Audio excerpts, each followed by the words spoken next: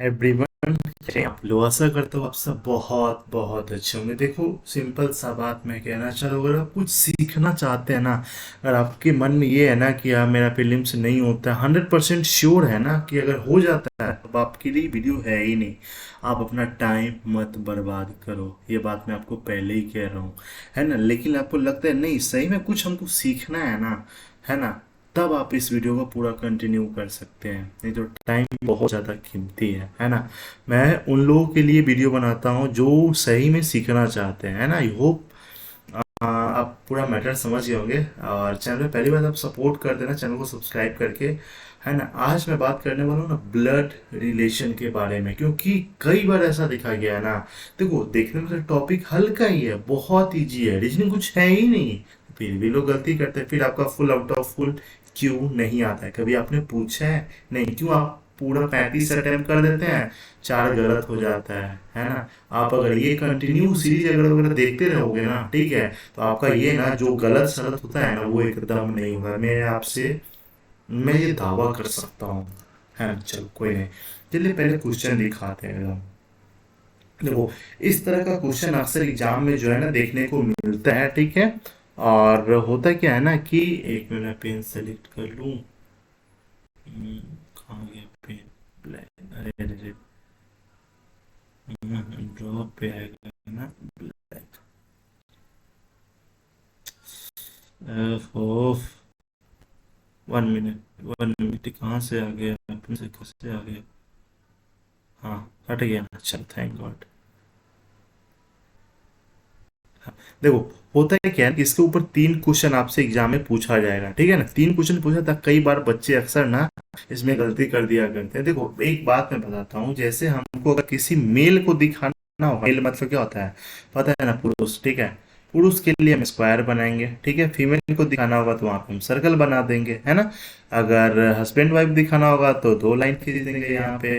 और भाई बहन हो गया, ये सब के लिए जैसे भाई भाई है ना, तो इसके लिए सिंगल लाइन ड्रॉ कर देंगे। बहन बहन है तो उसके लिए यहाँ पे सिंगल लाइन कर देंगे, ठीक है।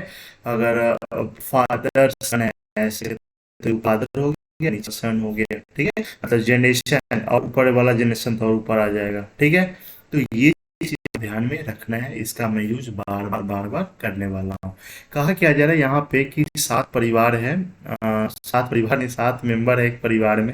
सबका नाम यहाँ पे मेंशन हुआ है। 3 जनरेशन, मतलब 3 जनरेशन का मतलब पता है, आपके दादाजी, पापा और आप खुद, ये ठीक है। फर्स्ट मतलब 3 जनरेशन यहाँ पे ये हो जाता है, ठीक है। चलो, अब आगे क्या करना है, यहाँ पे ये कहा गया कि आइदर बोथ, या तो दोनों हो या फिर कोई नहीं पेरेंट ये लाइफ है। इसका मतलब क्या? मतलब अगर कोई भी परिवार में कोई बच्चा है ना, तो उसके दोनों, अगर मम्मी पापा होंगे तो दोनों होंगे, और नहीं तो कोई नहीं होंगे, ठीक है। अब बिना मम्मी पापा का बच्चा कहाँ से हो जाएगा, है कि नहीं। तो ये चीज हमेशा ध्यान में रखना एकदम। तो वही बात कहा जा रहा है, बनाना शुरू करते हैं। कहा गया D is the son of I, कहीं पे भी मेंशन कर लेते कि चलो डी इज द सन, मतलब डी का जेंडर तो क्लियर है ना, D is the son of किसका, तो आई का, तो आई को हम ऊपर कर दिए, ठीक है। अभी आई का जेंडर अभी हमको नहीं पता है, अभी हम ऐसे इसको छोड़ दे रहे हैं, ठीक है। C is the sister in law of H, देखो अभी इसका अलग था है, अभी C C sister in law of H. अगर यहीं पे ड्रॉ करोगे ना तो 10 को पॉसिबिलिटी आ जाएगा, है ना। सी का कोई सिबलिंग नहीं, अभी इस लाइन को भी हम छोड़ के चलेंगे। I is the mother of H, देखो I is the mother of H, मतलब आई का जेंडर क्लियर हो गया कि I is the mother of किसका, I is the mother of H, इसका मतलब एच यहाँ पे हो जाएगा। अच्छा, एक बात बोला गया ना कि या तो पेरेंट दोनों जिंदा है, नहीं तो नहीं है, तो चलो, तो इसका हस्बैंड भी कोई ना कोई होगा ही होगा, है ना।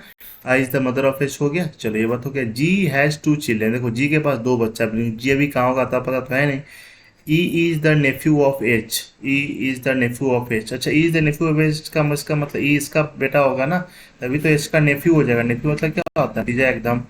If is the son of C, देखो F is the son of C, अब एफ और सी को कहाँ बैठाएंगे पता है नहीं। सी का कोई सिबलिंग भी नहीं है ना। और C is the sister in law of H, अच्छा C is the sister in law, इसका मतलब क्या है कि सी जो है ना यहाँ पे इसका वाइफ, डी की वाइफ हो जाएगी, तभी तो। अब देखो ये आपस में भाई बहन है, और उसकी ये पत्नी, तो ये मतलब सिंपल ये बोल सकते हैं कि सी जो है एच की भाभी है। बात समझ में आ रहा है? तो वही उसको बोलते हैं सिस्टर इन लॉ, भाभी को सिस्टर इन लॉ ही बोला जाता है, ठीक है, साली भी रहता है तो वहां पे वही बोलते हैं। ठीक है, चलो। और क्या हो गया, कितना लोग हो गया, दो तीन पाँच एक छः, अभी और कुछ बचा हुआ है ना। अच्छा, F is the son of C. अच्छा, एफ इज द सन, कहा गया E is the nephew of H, F is the son of C, इसका मतलब है कि एफ जी हो जाएगा, एफ यहाँ पे हो जाएगा, F is the son of C.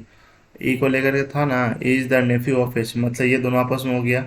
अच्छा, एक जो बच गया, कौन बच गया भाई, D is the C is the sister of C has no sibling, C का कोई सिबलिंग भी नहीं है। इज द जी हैज, हाँ जी हैज टू चिल्ड्रन, इसका मतलब है जी को हम यहाँ पे बैठा देंगे तभी तो जी के पास एक डी और एच बच्चा हो गया, है ना।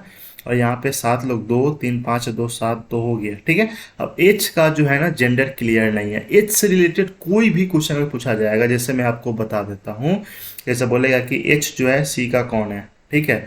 तो देखो एच सी का कौन है, हो सकता है ब्रदर इन लॉ हो सकता है सिस्टर इन लॉ हो, है ना। तो या तो ऑप्शन में अगर दोनों है तो आइदर का केस रहेगा तो आप वो लगा लोगे, नहीं अगर कुछ समझ में आए, अगर सी एंड डी अगर है, ठीक है, आप इसी ध्यान में रखना। अगर आइदर का केस नहीं दिया हुआ है तो वहाँ पे आपको सी एन डी ही दिया रहता है, क्योंकि इसका एच का जो जेंडर है वो क्लियर नहीं है, तो आप नहीं बता सकते हैं कि हाँ ये ब्रदर इन लॉ है कि सिस्टर इन लॉ। पूछ देगा कि हाँ एच जो है आई का कौन है, तो फिर बेटा या बेटी को दोनों में से कोई बता, या तो एक ऑप्शन रहेगा सन या फिटर, या फिर यहाँ पे रहेगा आइदर करके, या फिर नीचे रहेगा दूसरा ऑप्शन में आइदर नहीं रहेगा ना, तो या तो सन डॉटर, और या फिर रहेगा C and D, can't be determined एकदम। तो ये चीज हमेशा ध्यान में रखना, तीन क्वेश्चन जो है ना इसके ऊपर बेस्ड हो रहा है ना। आइए एक और ब्लड रिलेशन का क्वेश्चन आपको दिखाते हैं एकदम।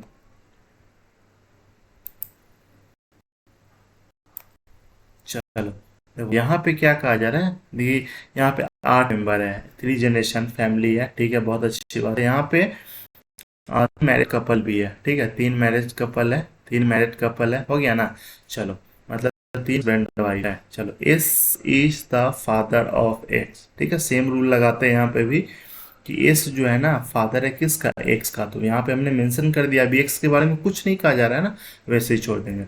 W is married to X, W का शादी एक्स के साथ हुआ, तो यहाँ पे W, इसमें कौन हस्बैंड वाइफ है अभी हमको नहीं पता है, हाँ मुझे नहीं पता है, गाना है ना, मुझे नहीं पता है, ठीक है।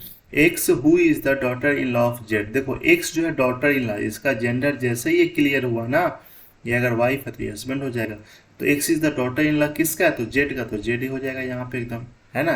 तभी मतलब इसके मम्मी पापा होंगे तभी तो इसके मतलब जेड का ये पुतोहू हो जाएगा, पतोहू पुतोहू, डॉटर इन लॉ बोलते हैं उसको, ठीक है, ये हो गया।